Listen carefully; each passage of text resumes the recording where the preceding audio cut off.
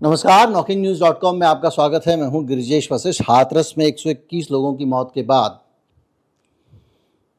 बड़ा मुश्किल है इस मामले पे वो बोल पाना जो आपके दिल में है, क्योंकि सच बोलने की हिम्मत यहाँ बड़े बड़े नहीं जुटा पा रहे हैं और सबको लगता है कि वो कुछ बोलेंगे तो कोई ना कोई ऐसा ज़रूर होगा जो उनसे नाराज़ हो जाएगा।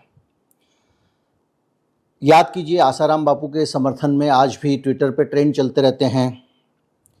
संत रामपाल एक थे, उनको लेकर भी, उनको कबीर का अवतार बताया जाता है, उनको लेकर भी ट्रेंड चलते रहते हैं। जिसके बारे में आप बोल दें, राम रहीम के समर्थक अलग से मोर्चा लेकर तैयार हैं। तो ऐसे में आप सच बोलें, ये बहुत मुश्किल है। और जब सच बोलने में सबको डर लग रहा हो तो सच बोलना उससे भी बड़ी जिम्मेदारी है आपकी कि कोई तो बोले। हाथरस वाला जो हादसा हुआ है, सत्संग में जो हादसा हुआ है, वो हादसा होने के बाद लगातार सोशल मीडिया पे कैंपेन चलाए जा रहे हैं। कुछ लोगों का कहना यह है कि चूंकि वो जो बाबा था वो दलित था, इसलिए लोग उसके समर्थन में खड़े हो गए, उसके खिलाफ नहीं बोल रहे हैं। कुछ लोगों का कहना यह है कि इसको पॉलिटिकल पैट्रोनेज था, समाजवादी पार्टी से जुड़ा हुआ था, इसलिए लोग नहीं बोल रहे हैं। और सब नेताओं ने बाबा की तरफ से अपने आप को एकदम सेफ जोन में रखा हुआ है। मुकदमा दर्ज हुआ, एफआईआर हुई, बाबा के नाम पे नहीं हुई। इसके अलावा जो चर्चा है, जो पूरा विमर्श है, वो इस बार की तरफ मोड़ दिया जा रहा है, इस बात की तरफ मोड़ा जा रहा है कि इस हादसे के लिए जिम्मेदार कौन है, वो कौन आदमी है जिसके कारण हादसा हुआ। यहां तक जांच का विषय हो सकता है, विमर्श माना जा सकता है, लोग अपनी राय रखें, जांच से असहमति हो वो भी जताएं। एक लोकतांत्रिक देश में संभव है। लेकिन उस बाबा को विलेन बना दिया गया है। मैं मानता हूं कि वो विलेन है, लेकिन इस हादसे का जिम्मेदार जिस तरह से उसको ठहराने की कोशिश हो रही है, लोग उसको सोशल मीडिया पे टारगेट कर रहे हैं और पॉलिटिकल फोर्सेस शक पकाई हुई हैं कि बाबा के पास इतना जबरदस्त फॉलोइंग बेस है कि अगर हमने बाबा के खिलाफ कुछ भी किया तो हमारे वोट कट जाएंगे। याद कीजिए, राम रहीम अभी भी जब भी चुनाव होता है पेरोल पे होता है, किसी एक पार्टी को समर्थन कर रहा होता है। जब वो जेल गया था उससे पहले भी वो बहुत सारे नेताओं का चहेता था और नेता उसकी शरण में जाकर, उसके चरणों पर जाकर डेरा सच्चा सौदा में अपने लिए समर्थन की भीख मांगा करते थे। और यह स्थिति कमोवेश सभी बाबाओं की है। तो क्या हाथरस का जो बाबा है, उस बाबा के मामले में कुछ एक्शन की उम्मीद करनी चाहिए? लेकिन अब हम यही रुकेंगे। मेरा सवाल यह है कि क्या इस बाबा के ऊपर एक्शन होना चाहिए? अब आप चौंकेंगे, कहेंगे उसके सत्संग में 121 लोग मर गए और उसके खिलाफ एक्शन भी नहीं होना चाहिए, क्या बात कर रहे हैं आप? तो क्या हम इस पूरे मामले में एक गड़बड़ होने पर एक बलि का बकरा तो नहीं ढूंढ रहे हैं? क्या ये सत्संग आयोजित करना अपराध था? मुझसे पूछेंगे। देखिए, मैं जो बातें कर रहा हूँ बहुत बारीकी से समझने की है, वरना आप कहेंगे कि आप तो ना इधर बोल रहे हैं ना उधर बोल रहे हैं। लेकिन मुझसे पूछिए तो वो सत्संग करना मेरी नज़र में अपराध था, लेकिन इस देश में अपराध नहीं है, बल्कि इस देश में तो बहुत बड़ी चीज़ है। धर्म के नाम पे, अंधविश्वास के नाम पर आप जितने चाहे लोगों को इकट्ठा कर सकते हैं। आप मुझे बताइए, देश भर में जो बड़े बड़े जितने भी सत्संग और आयोजन होते हैं, जिनको गर्व के साथ किया जाता है, फक्र के साथ किया जाता है, उन आयोजनों में क्या होता है? बाबा लोग इकट्ठे होते हैं, अपने प्रवचन देते हैं, लोग बैठ के सुनते हैं। भले ही हमारा कुंभ हो, अर्ध कुंभ हो, चाहे वो प्रयाग का हो, चाहे वो नासिक का हो, चाहे वो जैन का हो या वाराणसी का हो, यही तो होता है। वहाँ पे बाबा लोगों के बड़े बड़े पंडाल लगते हैं, उन पांडालों के अंदर तरह तरह की व्यवस्थाएं होती हैं। कहीं पे कोई भोजन दे रहा है, अन्न क्षेत्र लग रहे हैं, कहीं पे कोई फ्री में पानी पिला रहा है, कहीं पे कुछ सामान बिक रहा है, मेला ठेला सजा हुआ है और लोग जाके बाबाओं के दर्शन कर रहे हैं, उनके पांव छू रहे हैं और उनसे आशीर्वाद ले रहे हैं। अब आप कहेंगे ये बाबा तो दलित बाबा था, तो क्या दलित बाबा नहीं हो सकता? आपको अनेकानेक ऐसे उदाहरण मिल जाएंगे। बाबाओं में जाति का कोई फैक्टर ही नहीं है, और जो भीड़ मजमा लगाकर जो प्रवचन करने वाले लोग हैं उसमें से ज़्यादातर ब्राह्मण तो नहीं है। तो जो मूल प्रश्न है वो ये है, जो बेसिक सवाल है कि ये जो इतने सारे मजमे लगते हैं ये क्यों लगते हैं? आप कहेंगे कि धार्मिक प्रवचन होता है जी, लोग आते हैं। तो फिर ये आदमी जो वहां लगा रहा था हाथरस में, ये अलग क्या कर रहा था? देश भर में हजारों इस तरह के मजमे साल भर में लगते हैं, कई लाख लोग जा रहे हैं कि 50। इस देश में देखिए, मैं आपको बताऊं थोड़ा सा ठहर के, जीवन की समस्याएं और अनिश्चितताएं। मैंने व्यापार खोला, मेरा व्यापार नहीं चल रहा है, ये एक इनसिक्योरिटी है, अनिश्चितता है। मेरे पास संसाधन है, मेरे पास पैसे हैं, लेकिन एक अनिश्चितता है। मैं क्या चाहूँगा? किसी को कुंडली दिखा लूँ, किसी के बाबा के पास चला जाऊँ, उनका आशीर्वाद ले लूँ, यही है ना? तो इसी तरह से मेरी नौकरी नहीं लग रही है, बच्चे की शादी नहीं हो रही है, या कुछ इस तरह की दूसरी समस्याएं, या बच्चा पढ़ाई में अच्छा नहीं है, किसी का कुछ है, सबके अपने रोने हैं। दुनिया में ऐसा कोई आदमी नहीं जिसका कोई रोना ना हो।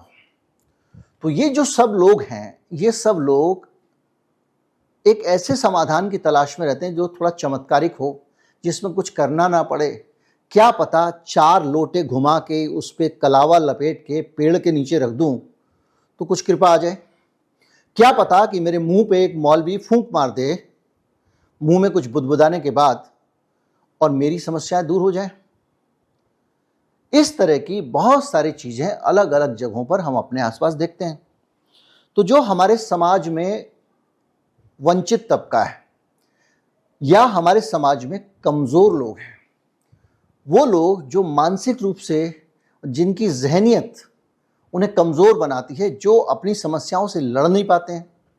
इसके अलावा वो लोग जिनको अपनी समस्याओं का समाधान सूझ नहीं रहा है कि मेरी दुकान नहीं चल रही है तो क्यों नहीं चल रही है, मैं अगर पता लगाऊं कि मेरी क्यों नहीं चल रही है, मैं 4 लोग जिनकी चलती है उनसे पता करूं मेरे सामान में कहाँ कमी है, 4 पैसे ज़्यादा तो नहीं है, तो शायद मैं दुकान चला पाऊं। लेकिन मेरा दिमाग वहाँ नहीं जाता है, मेरा दिमाग सीधा चला जाता है कि यार कुछ गड़बड़ है, किसी ने कुछ कर तो नहीं दिया। इस तरह के विचार जो हमारे समाज में फैले रहते हैं, ये विचार ये बताते हैं कि हम लोग असुरक्षित जब भी होते हैं तो इस तरह की ऐसी रेमेडीज की तरफ भागते हैं जो तार्किक नहीं होती, लेकिन हमको लगता है शायद हमारा कुछ हो जाए, मेरी खोपड़ी पे हाथ रख देगा तो मेरी जिंदगी बन जाएगी। इस चक्कर में बहुत सारे लोग अलग अलग तरह की तमाशेबाजी और आश्वासनों की दुकान लेकर बैठ जाते हैं।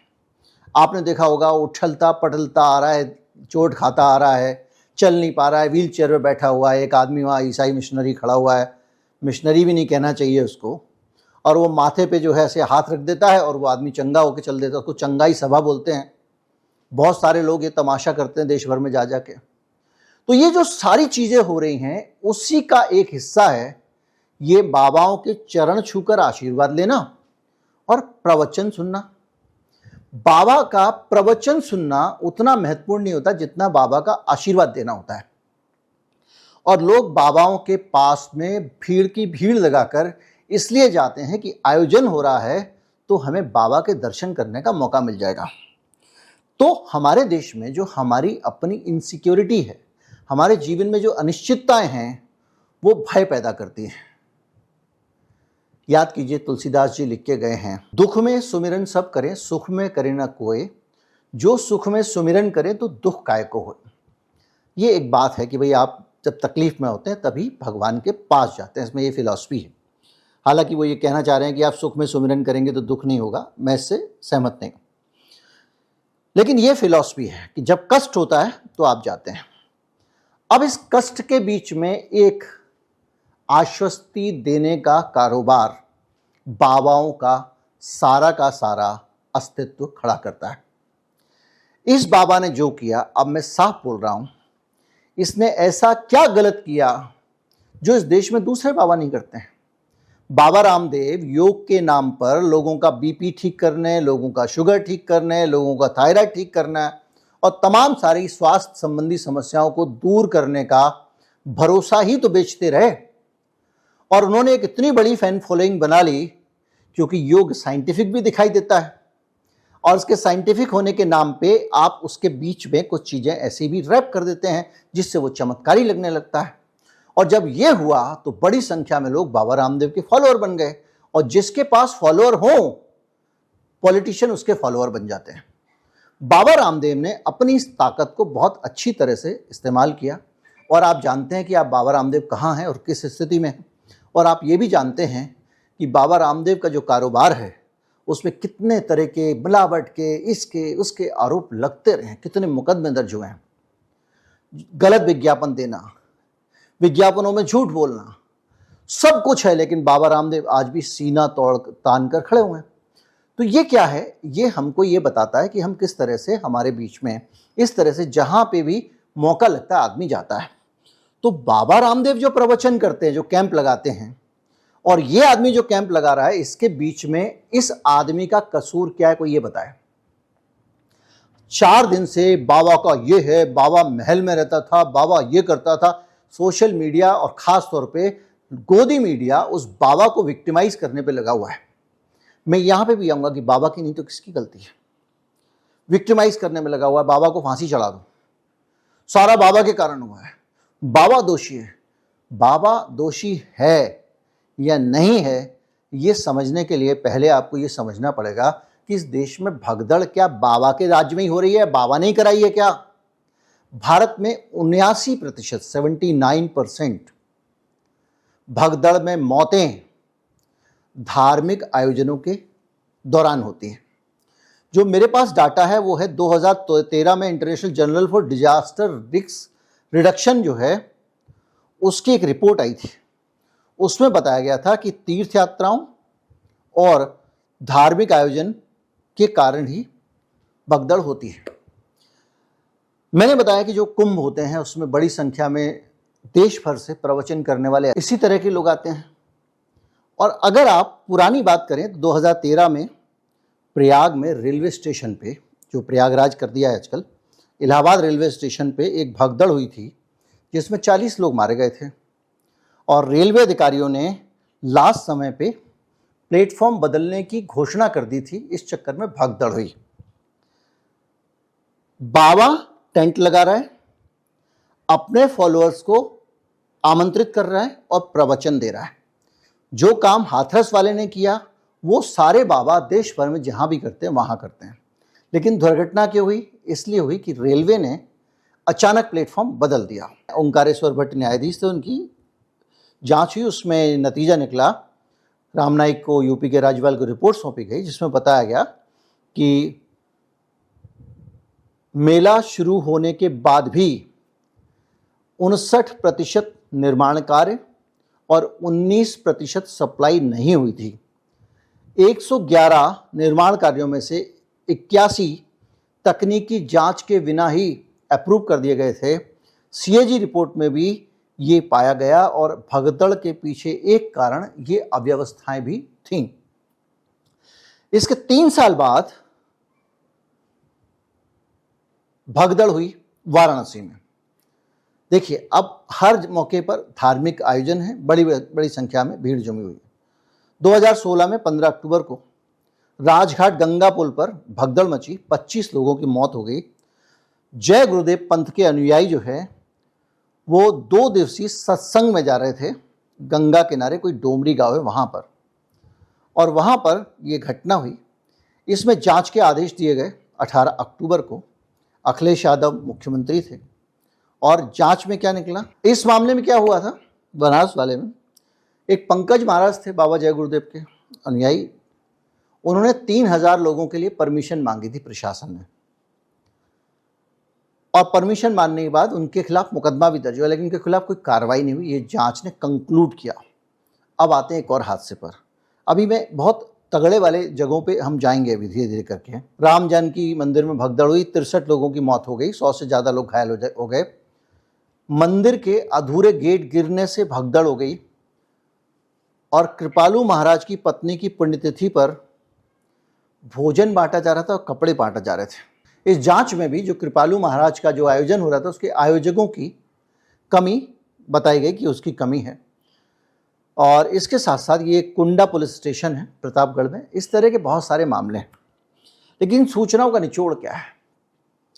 इनका निचोड़ क्या ये है कि जो इस तरह के आयोजन होते हैं उन आयोजनों में अक्सर भीड़ जुटती है और भीड़ के लिए प्रशासन जो आयोजक हैं उनको दोषी ठहरा देता है और उनके खिलाफ कार्रवाई होती है, कई बार उनको छोड़ दिया जाता है। अब हाथरस में आते हैं या किसी और आयोजन पे आते हैं।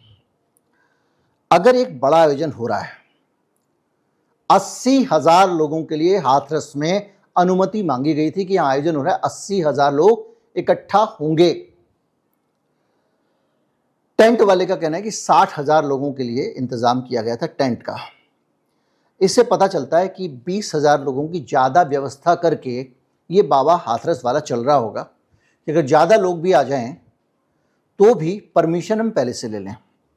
लेकिन अनुमान अलग अलग हैं। कुछ लोग कह रहे हैं 1 लाख से ज़्यादा लोग, कुछ लोग कह रहे हैं 1.25 लाख लोग, इस तरह से लोग आ गए। अब आती है असली बात जिसको कहने की कोई हिम्मत नहीं कर रहा है। इन सारे मामलों में भाई पहले से पता होता है ना आयोजन हो रहा है, आपसे परमिशन भी मांगी जा रही है। अगर कोई आदमी 500 आदमी की परमिशन लेके 1,500 का मजमा लगा लेगा तो क्या प्रशासन आंख बंद करके बैठा रहेगा? क्या लोकल इंटेलिजेंस जो यूनिट होती है LIU, उसकी रिपोर्ट प्रशासन के पास नहीं थी कि संख्या से अधिक लोग वहां पर इकट्ठे हो रहे हैं? क्या इंटेलिजेंसिया काम नहीं कर रहा था? क्या CID के अफसर काम नहीं कर रहे थे? उन्होंने बताया ही नहीं प्रशासन को कि यहाँ पे जो परमिशन से कहीं ज़्यादा लोग हैं या कितने लोग आ रहे हैं।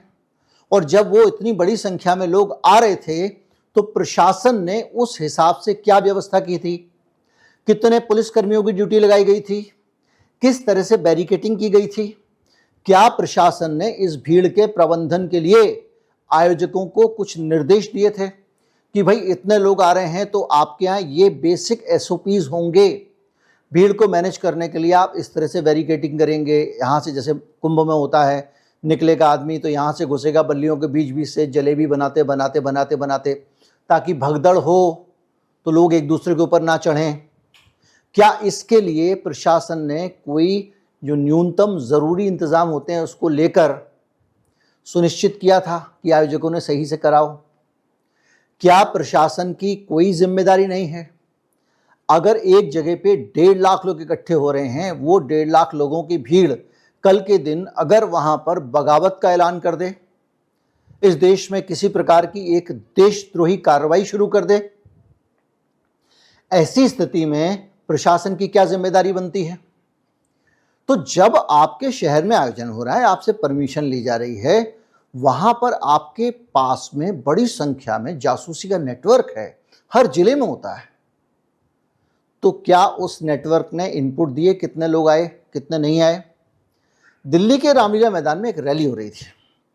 उस रैली में याद कीजिए जब इंडिया गठबंधन की थी तो बार बार वक्ता मंच से कह रहे थे कि देखिए ये गलत बात है प्रशासन से, आप लोगों को मैदान के अंदर आने दीजिए, आपने गेट के बाहर क्यों रोका हुआ है?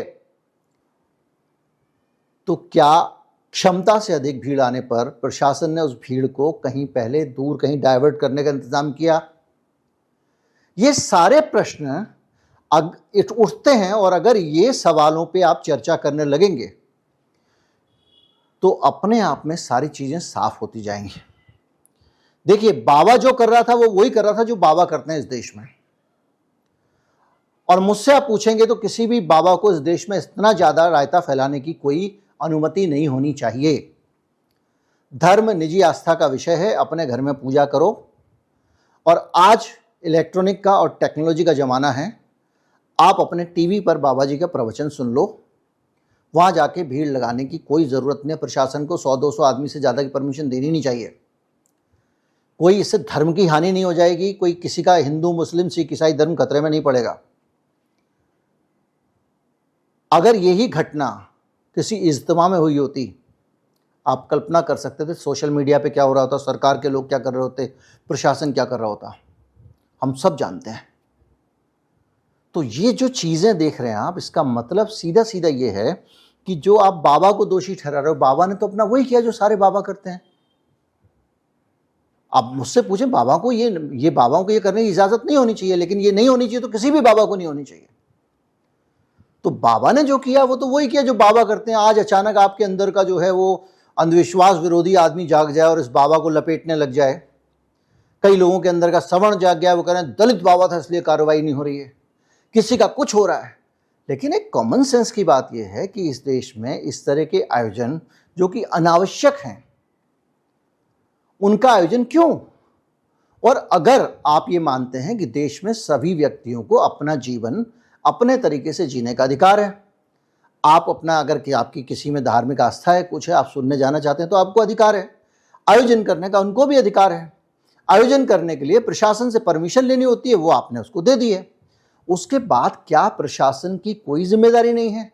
क्या प्रशासन उसके बाद जांच बिठा देगा और आयोजकों में से किसी एक को फ्रेम करके उसके खिलाफ मुकदमा कर देगा और अपना हाथ झाड़ लेगा? उस जिले के प्रशासनिक अधिकारी क्या कर रहे थे? क्यों नहीं ये असेस किया गया कि यहां क्या थ्रेट हो सकता है? और अगर किसी को भी ये लगता हो कि हमारे देश के प्रशासनिक अधिकारी और प्रशासन इन सब चीज़ों का अंदाज़ा नहीं लगा सकते, तो वो उनकी क्षमता को कम आंक रहे हैं। इस मामले में सिर्फ इतना मामला है कि प्रशासन ने इस मामले को छोड़ दिया कि होते रहते हैं आयोजन, ज़्यादा लोग आएंगे चले जाएंगे।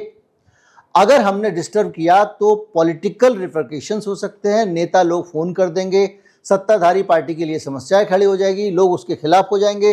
इसलिए इनके भक्तों को छेड़ना नहीं चाहिए, जो हो रहा है होने दो। और जो हो रहा है होने दो के चक्कर में 121 लोग मारे गए। मैंने अभी आपको बताया कि पहले बड़ी संख्या में लोग अलग अलग मामलों में ऐसे ही मारे जाते रहे, और अब भी आने वाले समय में भी मुझे और आपको इस प्रकार के आयोजनों में लोगों की भगदड़ से मौत को लेकर किसी भी प्रकार की कोई गलतफहमी नहीं पालनी चाहिए। दोबारा भी और आगे भी इस तरह की घटनाएं हो सकती हैं, और घटना इसलिए हो सकती हैं कि हमारे समाज में ये चलन है जो लगातार चल रहा है, बाबाओं का भीड़ इकट्ठी करना, भीड़ को देख देख कर आह्लादित होना, तरह तरह के भाषण देना, ज्ञान देना, उसमें उल्टे सीधे घरेलू नुस्खे, इतनी सारी मेडिकल सलाह देते हैं बाबा लोग बैठ के। कोई कहता है प्याज जो है वो, एक ही बाबा बोलता है प्याज गंदी है, दूसरा बोलता है अमृत है, कोई कुछ, जो भी मन में आए बोलते हैं, और वो सब हमारे सामने है। अब क्या करें? क्या होगा? कुछ नहीं होगा। आप ये सोचें कि प्रशासन जिम्मेदारी अपने ऊपर ले लेगा, उसने आज तक कभी नहीं ली है। भारत का जो प्रशासनिक स्ट्रक्चर है उसमें सारी चीजें आप ही के ऊपर डाल दी जाती हैं। आपकी ही जिम्मेदारी है, जाके परमिशन लो और आयोजन करो, अपने आयोजन को सही रखो। और प्रशासन केवल हर चीज में उसकी परमिशन चाहिए, लेकिन तुमने क्या देख के परमिशन दी, उस परमिशन के बाद मॉनिटरिंग की या नहीं की, इस पर कोई सवाल नहीं पूछता है, क्योंकि सारी ब्यूरोक्रेसी अपने आप को सुरक्षित रखती है। अंत में जाके कभी भी प्रशासन के ऊपर कोई बात नहीं आती है। इस मामले में मुझे लगता है कि अगर जांच हुई निष्पक्ष, जिस पे मुझे संदेह है, तो ये भीड़ इतनी इकट्ठी हुई तो कैसे हुई, और इसके इकट्ठे होने की खबर प्रशासन को क्यों नहीं लगी, ये सबसे बड़ा सवाल होगा। हम और आप सोशल मीडिया पे उस बाबा को चाहे जितना गाली दे दें, ये तो अनपढ़ था, ये तो सिपाही था, इसको तो कुछ पता ही नहीं था, इसने लोगों को उल्लू बना के भीड़ बना दी, जो कुछ चल रहा है सोशल मीडिया पे, इसका इतना बड़ा आश्रम है, इसका ये सारे बाबाओं के होते हैं, इस बाबा के पास इतना सारा, ये फला कार में चलता है, सारे बाबाओं का यही हाल है। इस देश में माफ़ कीजिएगा, कुछ लोगों को लग रहा हो कि नहीं, हमारे जो मूल जो साधु लोग हैं, महात्मा लोग हैं, उनके केस में जो है ये चीज़ लागू नहीं होती है। तो इसी देश में वो जो राधे माँ मुंबई वाली, उसको महामंडलेश्वर की उपाधि दी गई। महामंडलेश्वर बहुत सम्मानित उपाधि होती है। इसी देश में वो जो गोल्डन बाबा, जिसकी स्ट्री सीटर जिसको कहा जाता था, गांधीनगर इलाके का, दिल्ली के, तमाम सारा सोना पहना रहता था, उसको महामंडलेश्वर की उपाधि दी गई, और उन्हीं वैष्णव अखाड़ों ने दी। तो ये अपने आप में जो है ये सोचने की बात है कि हम बाबाओं में फ़र्क ना करें, ये सारे बाबा एक जैसे हैं। और इन बाबाओं के बीच में बाबाओं को अगर दोष देना है तो आप तब दीजिए जबकि आप ये कहें कि ये काम नहीं करना है, जब आपने उसकी परमिशन दे रखी है और उस परमिशन के हिसाब से देश भर में हजारों बाबा हर साल सत्संग कर रहे हैं, तो इस बाबा का क्या कसूर है? आज हम इस पे भड़ास निकाल लेंगे, लेकिन हम अपने देश के जो दूसरे नागरिक हैं, हमारे देशवासी हैं, उनकी मृत्यु का सही मामले में जिम्मेदार जो है उसको छोड़ देंगे अगर हम बाबा को ही टारगेट करते रहेंगे। तो बाबा की जिम्मेदारी आयोजन करने की, तो आयोजन तो बहुतों ने किया। दूसरा, अगर आज हम भविष्य के लिए क्या हो इसको लेकर योजना नहीं बनाते हैं, प्रशासन की भूमिका क्या हो इसको लेकर एसओपी नहीं बनते हैं, स्टैंडर्ड ऑपरेटिंग प्रोसीजर्स, कि कोई आएगा परमिशन लेगा तो प्रशासन क्या क्या चेक करेगा तब परमिशन देगा, परमिशन देने के बाद क्या क्या निगरानी रखेगा, प्रशासन के अधिकारी वहां जाकर दौरा करेंगे, दौरा करने के बाद वो ये इंतजाम होने चाहिए, इसको सुनिश्चित करेंगे। जब तक इस तरह के एसओपीज नहीं बनेंगे दुर्घटनाएं होती रहेंगी। आप किसी बाबा को ढूंढ लोगे, उसके किसी आयोजक को ढूंढ लोगे, उसके खिलाफ जो है मुकदमे कर दोगे, फिर उसके अधिक फॉलोअर्स को देखते हुए उसको छोड़ दोगे और फिर अगला एक हादसा हो जाएगा। उम्मीद करता हूं कि आप पूरा ये विश्लेषण है इसके जरिए आप समझे होंगे कि दिक्कत कहाँ है, परेशानी कहाँ है। नमस्कार, जय हिंद।